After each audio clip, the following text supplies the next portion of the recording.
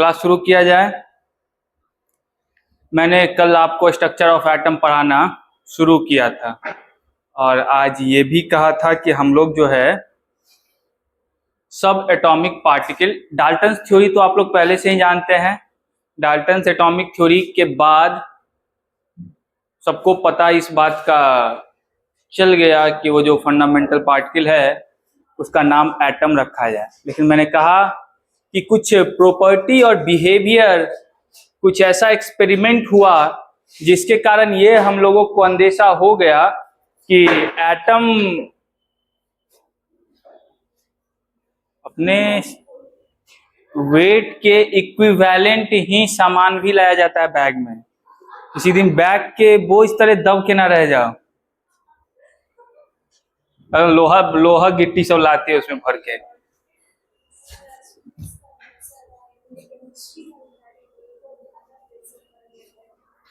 वो बोली बहुत ज्यादा प्रेशर बढ़ गया।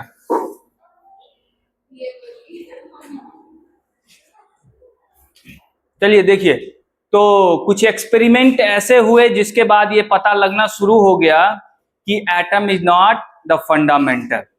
जैसे मैंने एक एक्सपेरिमेंट का आपको एग्जांपल बताया था, जब उस समय मैं इक्विवेलेंट वेट पढ़ा रहा था तो मैंने टर्म यूज किया था इलेक्ट्रोलाइसिस। याद है? याद है? तो इलेक्ट्रोलाइसिस फैराडे साहब ने जब वो सेल की खोज की, सेल बनाया, तो उनको इस बात का एहसास हो गया कि जितना मास लिबरेट हो रहा है कैथोड एंड एनोड पे इलेक्ट्रोलाइसिस में, वो इलेक्ट्रिक सप्लाई जितना दे रहे हैं उसके इंटीग्रल मल्टीपल है। आप जितना चार्ज दे रहे हैं उसको, उसी के मल्टीपल में आपको क्या मिल रहा है, उसी के कॉरस्पॉन्डिंग आपको मास भी मिल रहा है। इलेक्ट्रोलाइसिस में बेसिकली क्या होता है, आप इलेक्ट्रिक करंट फ्लो करवाते हैं, यहाँ पे केमिकल रिएक्शन होते हैं और कैथोड एनोड पे आपको सब्सटेंसेस का डिपोजिशन, यही होता है ना बेसिकली। बोलिए। तो इस प्रोसेस में उनको ये पता चला, जब फैराडे फर्स्ट लॉ है ये, कि जितना मास, जितना चार्ज आप फ्लो करवा रहे हैं उसी के कॉरस्पॉन्डिंग क्या हो रहा है, मास भी वहां पे लिबरेट हो रहा है। समझिए बातों को। ये फैराडे का फर्स्ट लॉ था। तो इस लॉ से ये पता चला कि चार्ज नामक चीज एटम के अंदर है और उस चार्ज का कहीं ना कहीं आपको रिलेशन है किसके साथ, एटम के साथ।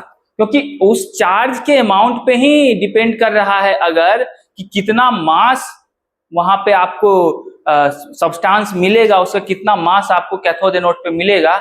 इसका मतलब है कि उसके पास भी कोई ना कोई चार्ज है। तो इस प्रोसेस के बाद, इस एक्सपेरिमेंट के बाद लोगों ने डिस्कवरी करनी शुरू की। ठीक है, और डिस्कवरी करनी शुरू की तो एक एक्सपेरिमेंट जो बहुत ही इंपॉर्टेंट एक्सपेरिमेंट है जिसका नाम है कैथोड रे ट्यूब, और जिस एक्सपेरिमेंट के बाद आपको इलेक्ट्रॉन की खोज हुई थी वो एक्सपेरिमेंट आपको देखने को मिलेगा। ठीक है, कौन सा एक्सपेरिमेंट देखने को मिलेगा, ट्यूब एक्सपेरिमेंट। ठीक है, कोई दिक्कत? बोलिए, किसी को नहीं।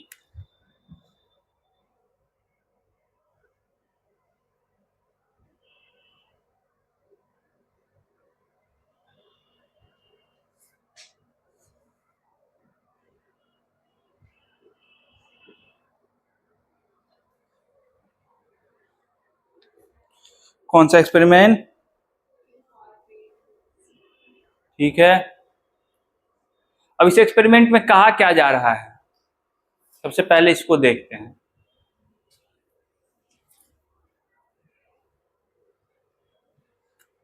पहली बात तो आपको नाम में एक ट्यूब है, क्या है, एक डिस्चार्ज ट्यूब लिया गया पहले, जिसका लेंथ आपको अच्छा खासा था, एक बड़ा लेंथ का एक क्या लिया गया, ट्यूब लिया गया। ठीक,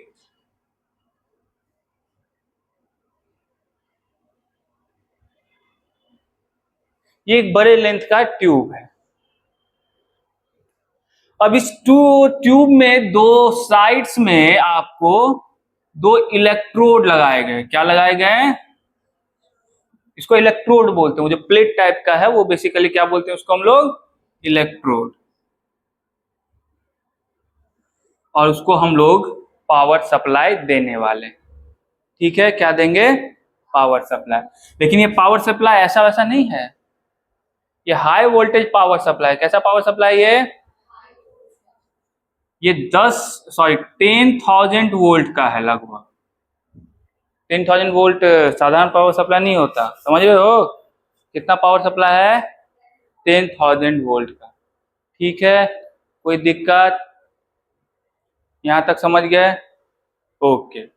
अब इसके बाद हमने क्या करना शुरू किया कि इसके अंदर कुछ गैसेस भर दिए। क्या भरे? कौन सा गैस भरा? इनर्ट गैस भरा। कौन सा? इनर्ट गैस समझते हो ना? तो यहाँ मान लो इनर्ट गैस आपको मैं हीलियम रखता हूं। कोई दिक्कत यहां तक समझने में? लेकिन एक और फंक्शन इसमें बच गया है जो बहुत ही इंपॉर्टेंट है इस एक्सपेरिमेंट के लिए।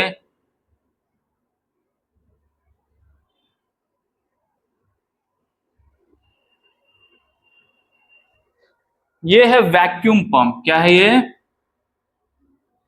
वैक्यूम पंप का नाम देखे हो कभी? वैक्यूम पंप किसके लिए काम किया जाता है? उस प्रेशर, उसके अंदर जो प्रेशर होगा बेसिकली ट्यूब के अंदर, उस प्रेशर को क्या करने के लिए? कम करने के लिए। वैक्यूम पंप जो क्या करते, एयर सक करेगा वहां से। ठीक है, कोई दिक्कत? अब हम लोग थोड़ा एक्सपेरिमेंट पे निगाह डालते हैं। इतना काम हो गया, उसके बाद एक्सपेरिमेंट देखो, एक्सपेरिमेंट में हुआ क्या।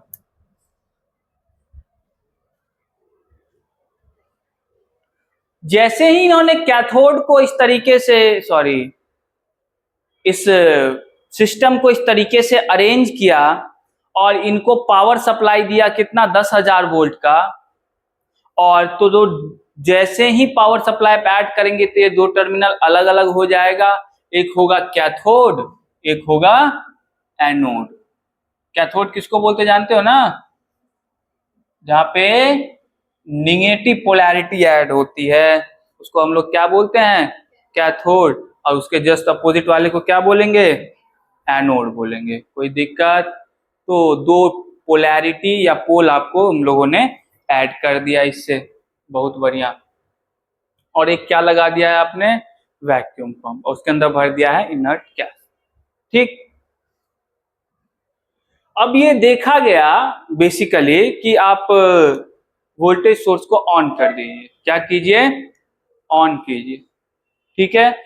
और वो जो वैक्यूम पंप है वो थोड़ा कंट्रोलेबल वैक्यूम पंप, कि हम ये अपने आप से फिक्स कर सकते हैं कि हम प्रेशर कितना पे रखना चाहते हैं।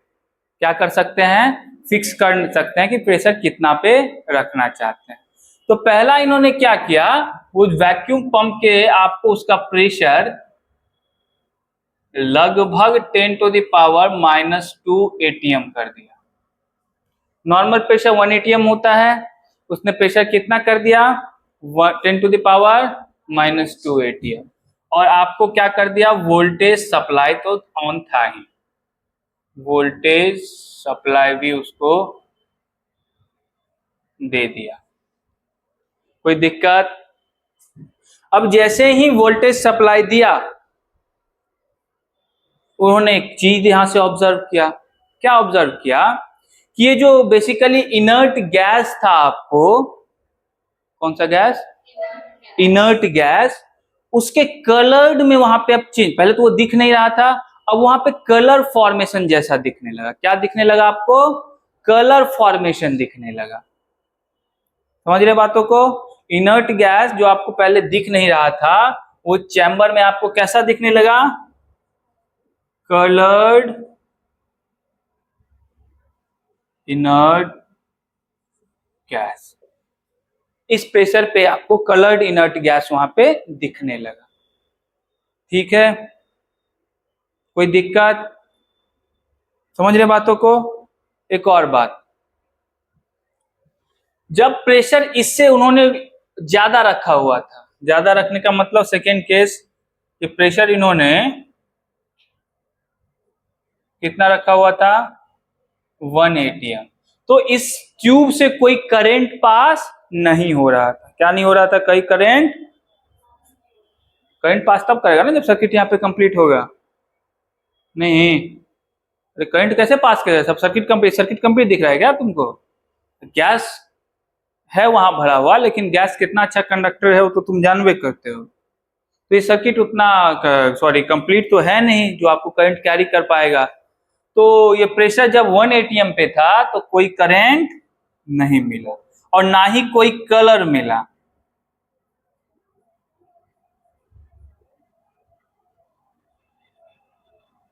ना ही गैस में कोई कलर मिला। लेकिन इस प्रेशर पे आपको कलर थोड़ा सा फॉर्म किया, थोड़ा नहीं, अच्छा खासा फॉर्म कर गया। लेकिन जैसे ही इन्होंने प्रेशर और घटा दिया,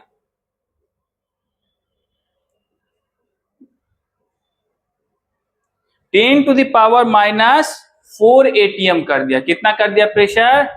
10 टू द पावर -4 एटीएम। अब इस प्रेशर पे एक चीज ऑब्जर्व हुई। क्या ऑब्जर्व हुई? कि इस कैथोड के पास से एक रेज निकलती हुई आपको दिखी। रेज सच में दिखी। इस कैथोड के पास से एक कलेक्शन ऑफ रेज, बहुत सारा रेज निकलता हुआ दिखा, जो डायरेक्ट हिट कर रहा था आपके एनोड की ओर। किसको हिट कर रहा था? एनोड की ओर। और अगर आप यहां पे कहीं पे इस साइड में स्क्रीन लगा दे, फ्लोरेसेंस मटेरियल फ्लोरेसेंस मटेरियल समझ रहे हैं ना, कि जब उससे हीट करेगा तो वो चमकने लगेगा। जैसे zinc, ZnS zinc sulphate use करते हैं, तो उससे जैसे ही टकराएगा ना वो बीम, वो कुछ भी है बाद में, वो कैथोड रे जब उससे टकराएगा तो चमकने लगता है। ठीक है, तो हम लोग को क्या ऑब्जर्व हुआ इस प्रेशर पे? Fast moving cathode rays towards anode. और ये बहुत ही इंपॉर्टेंट बात यहां से निकली कि ये जो रेज बेसिकली निकल रहा है, ये जो फास्ट मूविंग रेज निकल रहा है इस प्रेशर पे, वो रेज निकलना इंपॉर्टेंट बात थी। ये रेज है क्या? बहुत फास्ट निकले और वो सीधे किसकी तरफ जा रही है? एनोड की तरफ। कोई दिक्कत? तो मेरा काम इन दोनों से तो नहीं था, मेरा काम यहां से बन गया। और इसी प्रेशर पे इतना वोल्टेज अप्लाई करने से ये एक्सपेरिमेंट काम किया, और इस एक्सपेरिमेंट के बाद रिजल्ट निकाला गया, ऑब्जर्वेशन अलग अलग लेकर के, और हम फिर एक कंक्लूजन पे पहुंचते हैं कि इसके पास क्या होता है। समझिए बातों को। और इसी प्रेशर पे क्या करेंगे हम लोग? अब अपना काम करना शुरू, ऑब्जर्वेशन लेना शुरू करेंगे, डिफरेंट डिफरेंट ऑब्जर्वेशन लेना है। तो ये बात तो अब यहां से पता चलने लगी थी कि एक रेज वहां से बेसिकली निकल रहा है, और उस रेज को हम लोग क्या नाम देते हैं? Cathode rays. अभी कैथोड रेज नहीं नाम दे रहे हैं, बाद में उसको कुछ और नाम देंगे। ठीक है, कैथोड रे नाम देने का सिंपल मतलब यह है कि वो कहां से निकलता दिख रहा है आपको? कैथोड से। और कैथोड निगेटिव पोलैरिटी वाले को कहते हैं, समझ रहे हो? तो इसका नाम क्या होगा जान ही रहे हो तुम लोग उसे। कोई दिक्कत? बोलो। अब देखो ये ऑब्जर्वेशन क्या क्या करते हैं हम लोग, क्या क्या ऑब्जर्वेशन करते हैं और उससे क्या क्या कंक्लूजन ड्रॉ करते हैं। ठीक है, पहला ऑब्जर्वेशन मैंने अभी अभी बताया कि अगर इसके साइड में कोई फ्लोरेसेंस मटेरियल रख दे, क्या रख दे?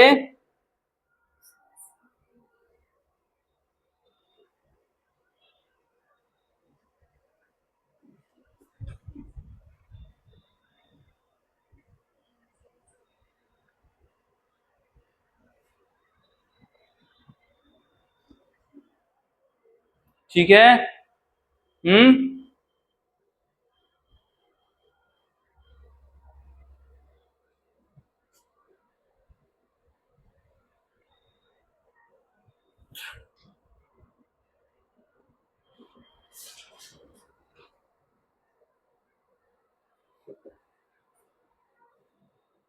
कोई दिक्कत? यहां तक में किसी को दिक्कत? इशू? कोई दिक्कत?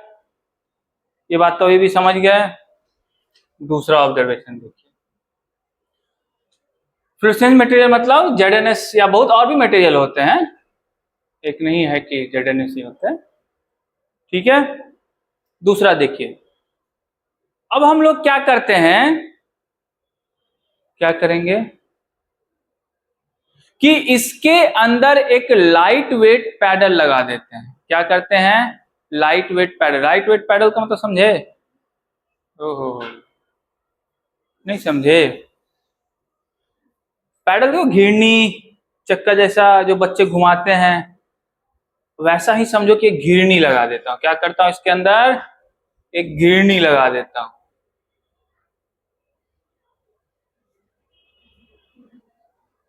लेकिन वो बहुत ही लाइट वेट है। बहुत लाइट वेट मतलब समझ रहे हो? बहुत ही कम है उसका मास, बहुत ही कम रखा गया है, ठीक है। तो ऑब्जर्व क्या किया गया कि जैसे ही ऐसा कोई सिस्टम उसके अंदर रखा गया है, तो ये जो कैथोड रेज यहां से बेसिकली निकल रहे हैं, ये कैथोड रेज इसको क्या कर रहा है? रोटेट करवाने लग रहा है। क्या करने लग रहा है? रोटेट करवाने लग रहा है। समझ रहे हो? तो दूसरा ऑब्जर्वेशन क्या था? When a light weight pedal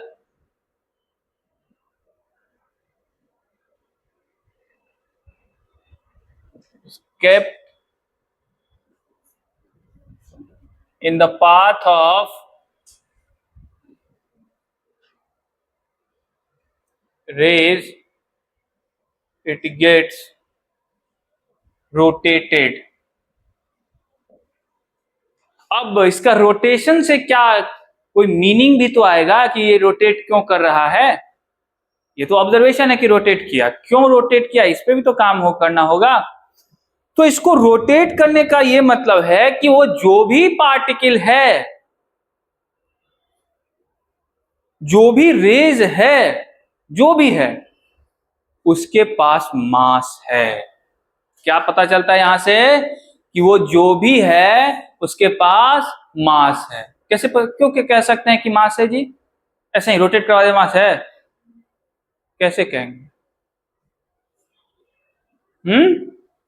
मास इसलिए कह रहा हूं मैं क्योंकि एक मैसिव पार्टिकल ही दूसरा मैसिव पार्टिकल में यहां मोमेंटम दे सकता है। मोमेंटम मतलब इसको रोटेट करवाना, मतलब इसको मोमेंटम देना। तो अगर कोई मैसिव पार्टिकल नहीं होगा तो इसको मोमेंटम कैसे देगा?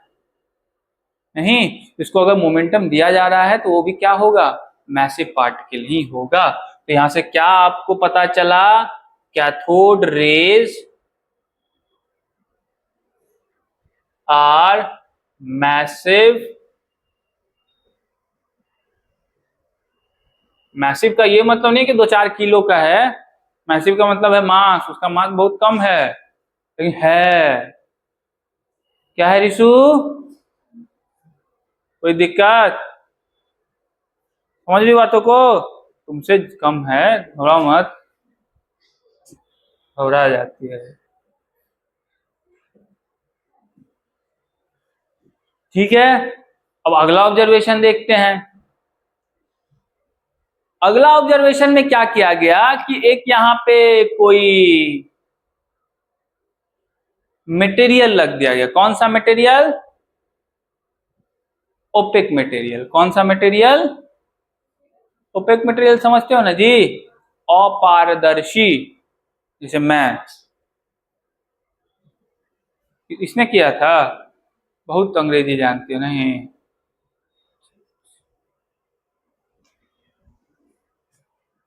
तो जब कोई अपारदर्शी मटेरियल वहां पे रखा गया, उस ऑब्जर्वेशन के बाद ये देखा गया कि इस अपारदर्शी का यहाँ पे एक शैडो बन रहा है। क्या बन रहा है जी? समझ रहे बातों का मतलब? कि जैसे ही आपने कोई ओपेक मटेरियल रखा उससे क्या फॉर्म होना शुरू हुआ, शैडो फॉर्म हुआ। शैडो फॉर्म होने का कंक्लूजन क्या होगा थोड़ा बताइए।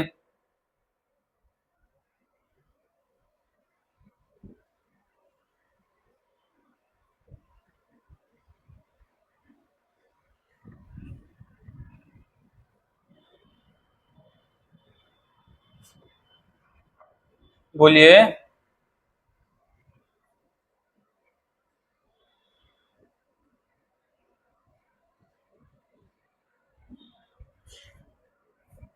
शैडो कब फॉर्म होता है जी, जब लाइट मेरे से इधर आर पार नहीं जा पाती है, यही ना। इससे लाइट की एक प्रॉपर्टी का पता चलता है, कौन सी प्रॉपर्टी, रिफ्लेक्शन की। कौन सी प्रॉपर्टी, कि लाइट स्ट्रेट पाथ पे फॉलो करता है। अगर लाइट बेंड कर जाता तो शैडो फॉर्म नहीं करता। तो अगर यहाँ पे शैडो फॉर्म कर रहा है तो कौन सी प्रॉपर्टी उसकी शो हुई, कि वो भी स्ट्रेट पाथ पे क्या कर रहा है, ट्रैवल कर। कैथोड रे कौन से पाथ पे ट्रैवल कर रहा है,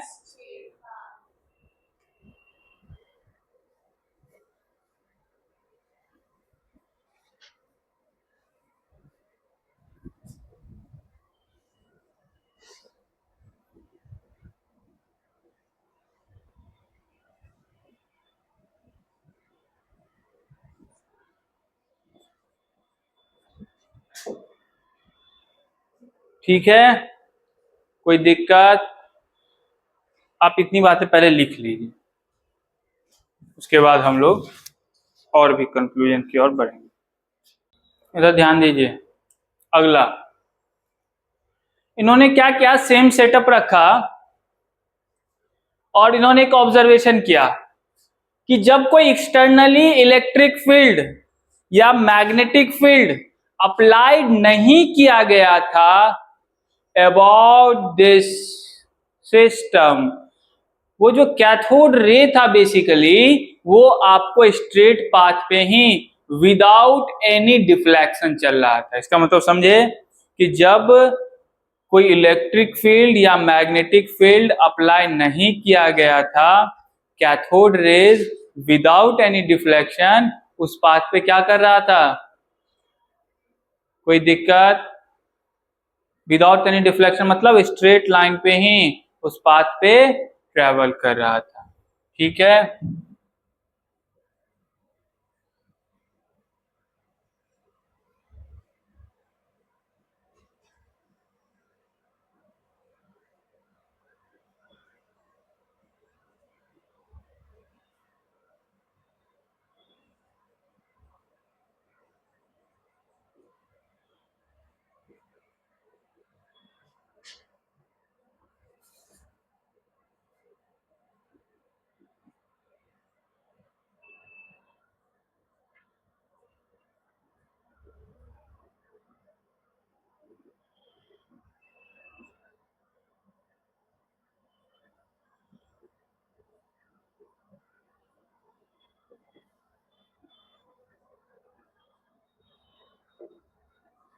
ये बात समझ में आ गया। वो सीधा ऐसे ही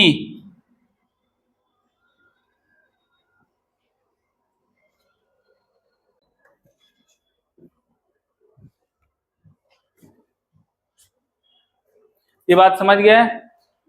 लेकिन जैसे ही मैंने एक परपेंडिकुलर इलेक्ट्रिक फील्ड अप्लाई किया, कौन सा इलेक्ट्रिक फील्ड, परपेंडिकुलर, ध्यान में देखो, ये इसके इलेक्ट्रिक चार्ज जो भी कैथोड रे जो भी है उसके परपेंडिकुलर डायरेक्शन में अप्लाइड फील्ड है कि नहीं है, देखो उसके फ्लो के परपेंडिकुलर डायरेक्शन में है ना रिशु, दिख रहा है कि नहीं, बहुत बढ़िया। तो जैसे ही आपने स्विच ऑन किया इस तरीके के अरेंजमेंट का, ये जो फ्लो था वो बेसिकली ऐसा ना हो करके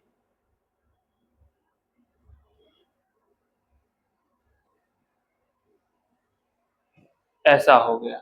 इसका क्या मतलब हुआ कि इसमें डिफ्लेक्शन शो हुआ, और डिफ्लेक्शन शो होने के बाद वो ध्यान से देखिए किस पोलैरिटी के तरफ जा रहा है, पॉजिटिव टर्मिनल के पास, और ये बहुत बड़ा चीज था, नहीं था जी? तो क्या पता चला कि when the perpendicular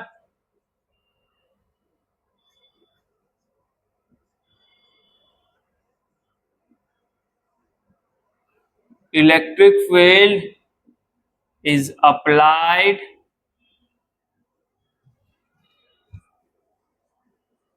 there is a deflection in the cathode rays observed। ठीक है, और ये किस तरफ चला गया? It deflects towards positive terminal. और पॉजिटिव टर्मिनल की तरफ डिफ्लेक्ट होने का ये मीनिंग तो स्पष्ट है यहाँ पे कि उसके पास एक चार्ज का नेचर है, क्योंकि तब तक इंसान को ये बात पता चल चुकी थी कि एक इलेक्ट्रिक फील्ड में चार्ज पार्टिकल क्या करता है? डिफ्लेक्शन करता है, अगर उसका डायरेक्शन सही तरीके से शिफ्ट किया जाए तो। मतलब अगर किसी इलेक्ट्रिक फील्ड में आप चार्ज पार्टिकल को रखेंगे तो अपने पाथ से डेविएट करेगा। ठीक है, ये पता चल चुका था, इतनी जानकारी थी। तो यहां से एक बात तो साबित हो जाती है। क्या साबित हो जाती है? कि कैथोड रे मैसिव तो है ही, मास होने के साथ साथ वो एक और प्रॉपर्टी अपने आप धारण करके रखता है। वो कौन सी प्रॉपर्टी है? चार्ज। वो जो कैथोड रे है बेसिकली एक चार्ज पार्टिकल है। क्या पता चलता है यहां से? कैथोड रे कैसा पार्टिकल है?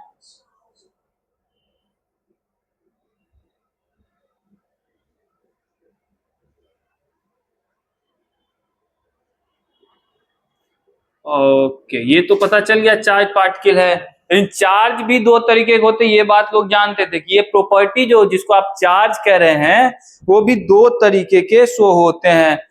ये भी सबको पता है? नहीं पता है सबको जी? तो ये जो दो तरीके के प्रॉपर्टी शो होते हैं, एक को आप पॉजिटिव चार्ज नाम देते हैं, एक को निगेटिव चार्ज देते हैं। इसका पॉजिटिव टर्मिनल के पास आना इस बात का सबूत देता है कि ये किस तरीके का पार्टिकल हो सकता है। तो निगेटिव चार्ज पार्टिकल हो सकता है। तो कैथोड रे कौन सी पार्टिकल हो सकता है? Rays are negative charged particle. कोई दिक्कत? पता चल रहा है ना धीरे धीरे सब बातें इसकी? ओके, इसके बाद हम एक और काम करके देख लेते हैं। ये तो पता कर लिए कि इलेक्ट्रिक फील्ड में ये कर रहा है कि नहीं। अब हम लोग ये भी देख लेते हैं कि मैग्नेटिक फील्ड में भी ऐसा डिफ्लेक्शन हो रहा है कि नहीं। तो हम लोग क्या करेंगे? मैग्नेटिक फील्ड भी अप्लाइड कर लेंगे, और मैग्नेटिक फील्ड अप्लाइड करने के बाद देख लेते हैं कि उसमें भी डिफ्लेक्शन होता है कि नहीं। क्योंकि मैग्नेटिक फील्ड से भी अगर आप किसी चार्ज पार्टिकल को पास करवाइएगा तो वहां पे भी डिफ्लेक्शन ऑब्जर्व होता है। समझ रहे हैं? क्या होता है? ऑब्जर्व होता है। कोई दिक्कत? इशू? कोई दिक्कत? इसको लिख लो 2 मिनट में, तब मैं मैग्नेटिक वाला बताऊं। जल्दी लिखो। हाँ हाँ, फिगर भी बनाना है। समझ गए बातों को?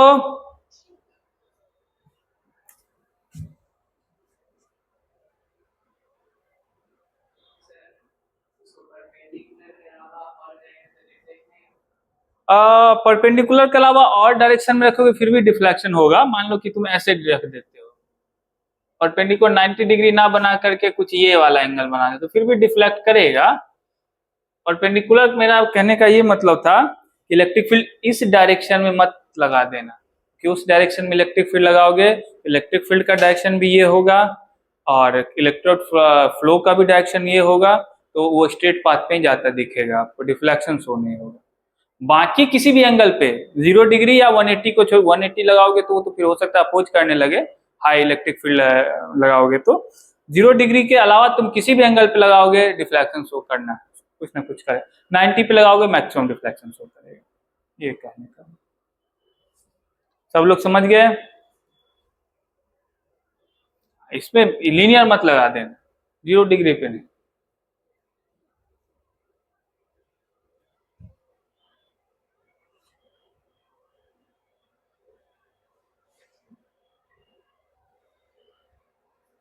और जब ऐसा किया गया, क्या किया गया है इस बार, मैग्नेटिक फील्ड में इसको रखा गया। ये अलग अलग नहीं है, ये एक का ही हिस्सा है, अलग अलग का दो अलग अलग चुंबक का भी समझ सकते हो। ये एक का ही हिस्सा है जो ऐसे करके मान लो जुड़ा हुआ है, ठीक है, ये एक का ही हिस्सा है मान लो जो ऐसे करके जुड़ा हुआ है, ठीक है, कोई दिक्कत? तो इसमें देखो क्या हुआ, इसमें भी कुछ खास बात नहीं हुई। जो इलेक्ट्रिक फील्ड में रखने से हुआ था वो यहां पे भी क्या हुआ आपको, ऑब्जर्व हुआ। क्या हुआ? ऑब्जर्व हुआ। पांचवा, व्हेन द परपेंडिकुलर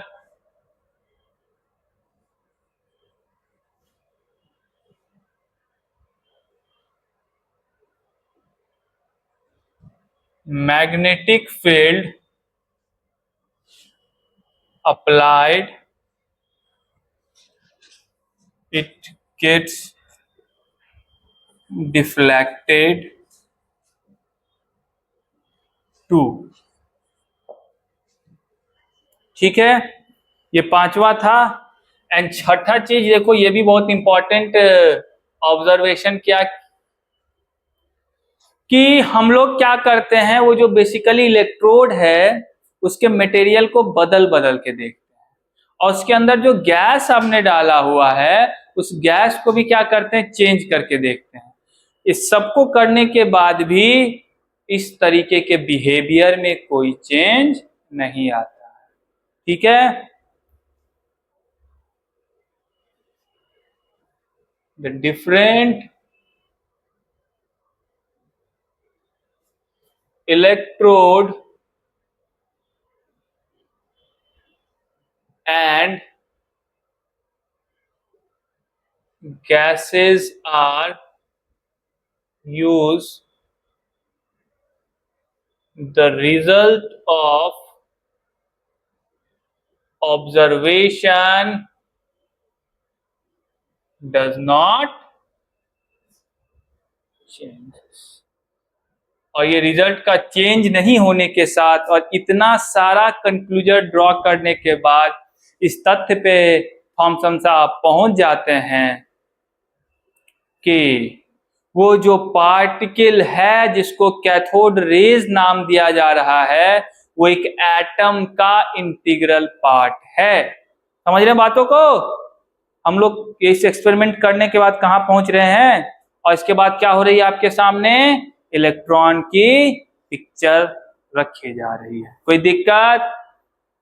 तो after this observation and finding, so कितने टाइप के कंक्लूजन हो गए, 5 6 7 टाइप के तो कंक्लूजन हो ही गए। तो इतने डिफरेंट टाइप्स के कंक्लूजन ड्रॉ करने के बाद हम लोग इस नतीजे पे पहुंच चुके हैं कि वो जो पार्टिकल है वो किसका है, एटम का पार्टिकल है, वो इसका इंटीग्रल पार्ट है। And irrespective of the nature of the atom, वो जो भी है जिसको हम कैथोड रेज और अभी जस्ट इलेक्ट्रॉन नाम देने वाले हैं, वो irrespective of the nature of particle एक ही तरीके का है। जैसे कि मैं यहां पे इलेक्ट्रोड में फेरस का यूज कर लो, इलेक्ट्रोड में कॉपर का यूज कर लो, इलेक्ट्रॉन में जिंक का यूज कर लो, वो जो आ रहा है कैथोड रे उसमें कोई अंतर नहीं है, कोई जरा सा भी अंतर नहीं। आगे भी एक्सपेरिमेंट होगा, देखेंगे, अभी जरा सा भी अंतर नहीं होगा उसमें, ठीक है। तो यहां से क्या कंक्लूजन ड्रॉ कर सकते हैं, एक ओवरऑल कि एटम इज नॉट द, कोई नहीं बोलेगा जी, atom is not the fundamental particle. पहले तो ये पता चल गया। एंड दूसरा, जो कैथोड रेज है वो बेसिकली क्या है, एक मैसिव पार्टिकल है,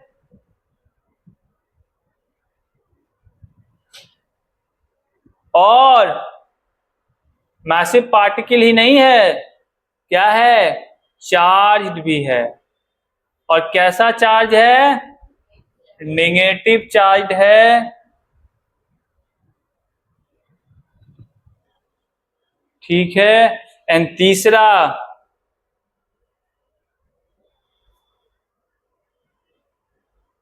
कि it is the part of the atom. ठीक है, कोई दिक्कत, समझ गए बातों को। Irrespective of the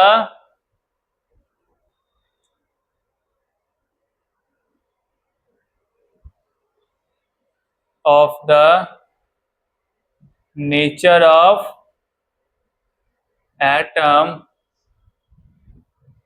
it is it's integral part.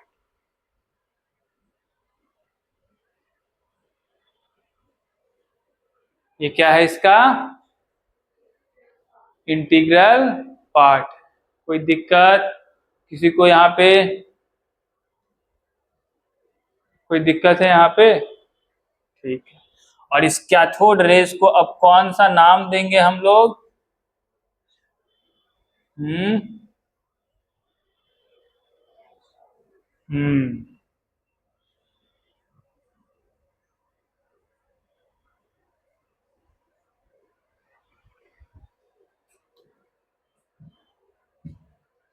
ठीक है, कोई दिक्कत? इलेक्ट्रॉन की कैथोड रेज का एक्सपेरिमेंट के थ्रू खोज तो हो गई, लेकिन एक नाम इसके बाद बार बार आता है, वो थॉमसन साहब का, और उसी को क्रेडिट दिया जाता है कि इलेक्ट्रॉन की खोज। समझ रहे बातों को? तो ये क्रेडिट के बाद लेकिन एक काम और करते हैं रे। कौन? कौन? थॉमसन साहब। कि जब पता चल गया कि इलेक्ट्रॉन के पास चार्ज है, जब पता चल गया उस इलेक्ट्रॉन के पास मास है, तो अपने एक्सपेरिमेंट से इस बात को पता कर लेते हैं कि चार्ज और मास का रेशियो क्या होगा, पता कर लेते हैं, उसकी न्यूमेरिकल वैल्यू पता कर लेते हैं। और सिर्फ न्यूमेरिकल वैल्यू ही नहीं पता करते हैं, मोस्ट इंपॉर्टेंट ये चीज भी पता कर लेते हैं कि हर बार इलेक्ट्रोड चेंज करने के बाद, हर बार गैस चेंज करने के बाद, सारे केसेस में वो जो चार्ज और मास का रेशियो है वो क्या है, कांस्टेंट रहता, वो चेंज नहीं होने वाला। ये देख के उनको कितनी खुशी मिली होगी कि मैंने चार्ज और मास का रेशियो पता कर लिया, और उस चार्ज और मास के रेशियो जो कांस्टेंट है, आगे जाके चार्ज भी पता चलेगा, मास भी पता चलेगा। ठीक है, समझ गए? तो अब हम लोग उस थॉमसन के उस एक्सपेरिमेंट को देखेंगे जिससे चार्ज और मास का पता चला। कोई दिक्कत जी? बोलो।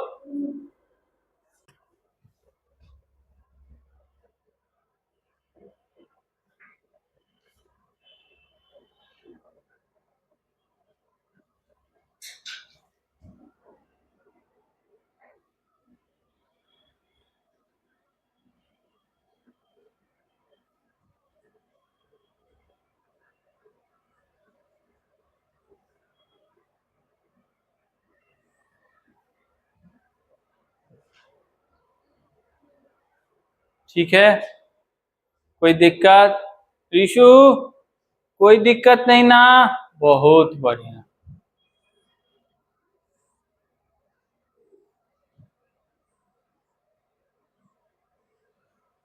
अभी जो सिस्टम हम लोगों ने देखा था, मैं यहाँ पे सेम सिस्टम बनाऊंगा। क्या करूंगा?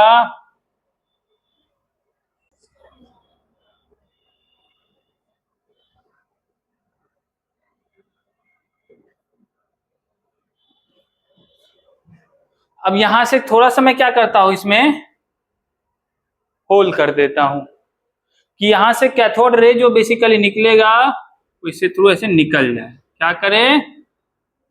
निकल जाए।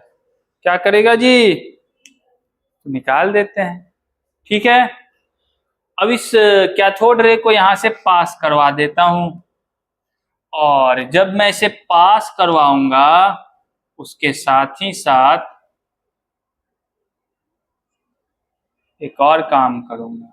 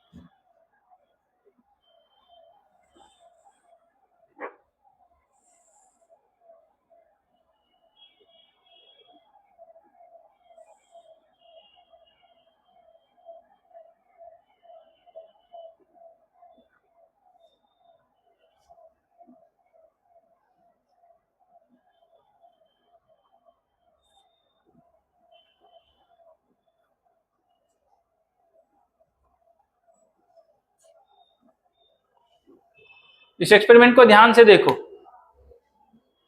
कैथोड रे से हमने क्या किया? कैथोड रे निकाला हमने, नहीं, थॉमसन साहब ने पहली पहली बार किया ये, और उस कैथोड रे को सीधे पास करवा दिया एनोड से होते हुए, उसमें एक छोटा सा होल कर दिया। ठीक है, अब एक एपर्टस हम लोगों ने, दो एपर्टस लगाया है। एक तो इलेक्ट्रिक फील्ड लगाया है जो परपेंडिकुलर है कैथोड रे के ट्रेवलिंग डायरेक्शन के, और एक मैग्नेटिक फील्ड लगाया है, वो भी परपेंडिकुलर है कैथोड रे के, मतलब इलेक्ट्रॉन के पास होने का। इलेक्ट्रॉन के फ्लो का जो डायरेक्शन है उसके दोनों, ये भी परपेंडिकुलर है और ये भी परपेंडिकुलर। अब ये दोनों कैसे परपेंडिकुलर हो सकता है? तो देखो, अगर तुम इलेक्ट्रॉन फ्लो के डायरेक्शन को एक्स एक्सिस में मान लो, तो मैंने electric field, external electric field apply किया है वाई डायरेक्शन में, एंड मैग्नेटिक फील्ड रखा है मैंने जेड डायरेक्शन। यही काम किया है, बस इस फिगर का इतना ही इंपॉर्टेंस है। इलेक्ट्रिक फील्ड और मैग्नेटिक फील्ड और the direction of the flow of the electron, तीनों एक दूसरे के साथ परपेंडिकुलर है। तीनों एक दूसरे के साथ परपेंडिकुलर कब हो सकता है? जब तीनों ऑर्थोगोनल बेसिस वेक्टर हो, मतलब एक्स वाई जेड एक्सिस हो। सीधी बात, नो बकवास। ओके, अब हम लोग आते हैं अपने ऑब्जर्वेशन पे। कहां आते हैं जी? ऑब्जर्वेशन पे। और जब ऑब्जर्वेशन पे हम पहुंचते हैं तो क्या देखते हैं कि अगर तुम पहली बार, एक बार में मैग्नेटिक फील्ड को वहां से हटाए हुए हो, मैग्नेटिक फील्ड को तुमने हटा दिया है, कोई दिक्कत? हटा दो। पहली बार में तुमने इलेक्ट्रिक फील्ड का स्विच ऑन किया है। किसको ऑन किया है? Electric field is on. तुम जैसे ही इलेक्ट्रिक फील्ड ऑन करोगे, ये जो कैथोड रे आ रहा था स्ट्रेट पाथ पे, क्या वो स्ट्रेट पाथ पे होगा जी? ऑब्वियस सी बात है, नहीं होगा। तो क्या होगा? Electron gets deflected and hits the screen at point, तो मैं नाम दे देता हूं P। कहाँ स्ट्राइक करता है? कोई दिक्कत? बोलिए। इशू नहीं ना?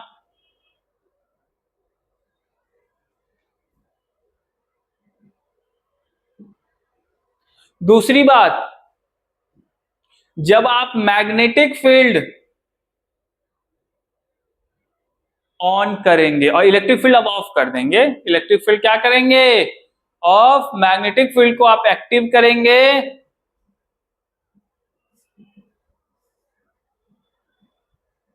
तो ये आपको यहां पे फिर से डिफ्लेक्शन शो होगा और ये आपको टकराएगा कहां पे? मान लो इस पॉइंट का नाम देता हूं जे। क्या नाम दे देता हूं? कोई दिक्कत?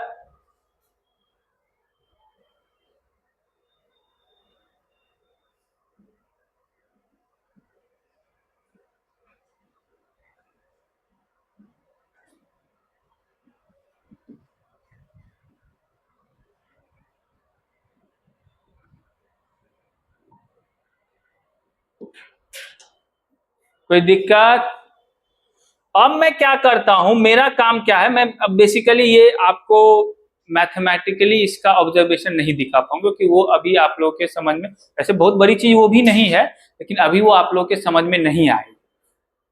लेकिन मैं उसका जो थियोरेटिकली अपियरेंस है वो सब बताऊंगा, लेकिन जो मैथमेटिकली जिसे आप अच्छे से समझ सकते हैं वो अभी आपको थोड़ा सा दिक्कत हो सकता है। अभी आप तो नादान परिंदे हैं, अभी तो इस आकाश में उड़ेंगे, ज्यादा ज्यादा सीलिंग तक जा पाएंगे। कहाँ मैं आपको 2-4 किलोमीटर भेज, सीलिंग तक रहिए। हाँ, तुम तो सीलिंग पे भी नहीं जाते, तुम फर्शे पे रहो। अब मैं क्या करूंगा, दोनों इलेक्ट्रिक फील्ड और मैग्नेटिक फील्ड को साइमल्टेनियसली एक्टिव कर देता हूं। क्या करता हूं? साइमल्टेनियसली एक्टिव करता हूं और इस तरीके से हम बैलेंस करते, क्योंकि ये तो मेरे हाथ में है ना, इलेक्ट्रिक फील्ड मैग्नेटिक फील्ड मेरे हाथ में है, उसको कितना इलेक्ट्रिक सप्लाई फील्ड का सप्लाई देना वो भी मुझे, कितना मैग्नेटिक फील्ड का देना है वो भी मेरे हाथ में है। तो अब इनको ऐसे मैं स्विच करूंगा, ये जो डिफ्लेक्शन होगा वो ना हो, डिफ्लेक्शन क्या हो जाए? जीरो हो जाए और इलेक्ट्रॉन अपने ही उसी स्ट्रेट पाथ पे जाए और इस पॉइंट को क्या करे? हिट करे। कोई दिक्कत? समझ रहे हैं? Electric field and magnetic field are applied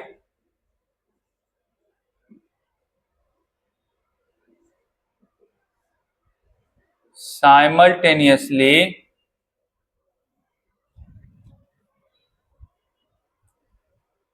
and we switch them such that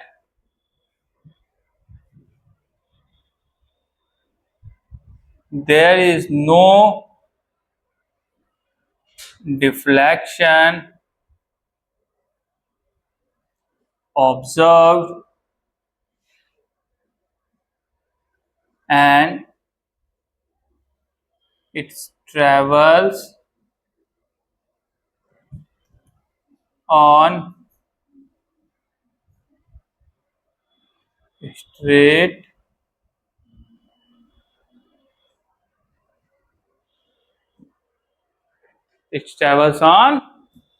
straight path. ठीक है, कोई डिफ्लेक्शन है। इस तरीके से मैंने इसको अरेंज कर लिया और इस एक्सपेरिमेंट के बाद इनको ये पता चल गया कि ये जो चार्ज और मास का जो रेशियो है किसी भी इलेक्ट्रॉन के लिए,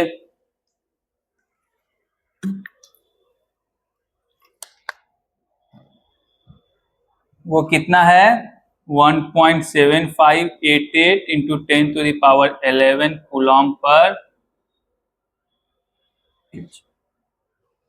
समझिए बातों को। अब मैंने आपको बताया, मैं इसका मैथमेटिकली आपको अभी नहीं बताऊंगा क्योंकि अभी आप लोग वैसे उतना तगड़ा मैथमेटिक्स भी नहीं है, लेकिन आपने अभी फिजिक्स, उसमें थोड़ा सा फिजिक्स भी इन्वॉल्व है तो वो आपको 12th में फिर आप लोग समझ जाएंगे। कोई दिक्कत? तो आपको बस ये जानना था कि उन्होंने चार्ज और मास का रेशियो क्या निकाला और कैसे निकाला। ठीक है, इस एक्सपेरिमेंट के थ्रू निकाला था। और मैंने आपको पहले ही ये बात बता दिया कि इन्होंने ये भी देखा, इलेक्ट्रोड के नेचर को भी चेंज करके देखा, गैस को भी चेंज करके देखा। हर बार उनको चार्ज और मास का रेशियो इतना ही मिला। ठीक है, it is constant for the all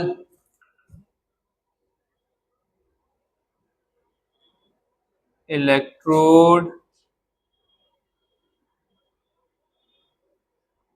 and gaseous